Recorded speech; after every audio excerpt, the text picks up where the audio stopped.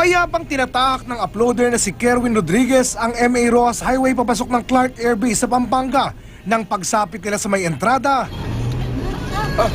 Isang kasalubong na bus ang biglang pumasok sa kanilang lane.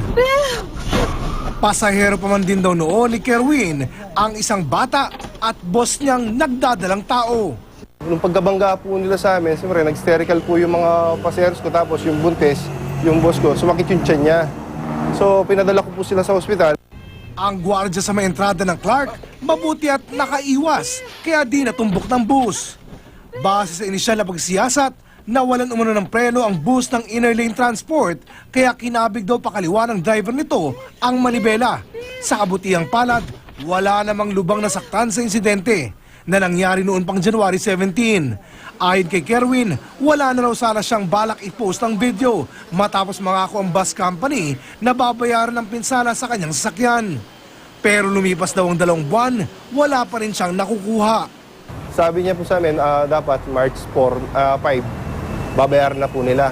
Manager's check daw po ang babayad niya. Nung pagdating na pang Monday, nag-text na lang po siya na pasensya na, hindi pa po kasi napipirmahan ng boss namin yung cheque. Tapos nung pangatlong linggo po, tuwing following Monday, ang sabi niya po, wala pa pong pondo yung cheque. Ayon sa pamunuan ng Inner Lane Transport, naiintindihan daw nila ang ginawang pag-post ni Rodriguez, pero paglilinaw nila, di raw nila ito tinatakbuhan. Hindi po kami nag-escape ng liability sa accident na yan. It just so happens, hindi pa po prepared ang case. Hindi na to aabot ng second week of April. Nakita na raw ng LTFRB ang naturang post at pinag-aaralan na raw nila ang naturang insidente.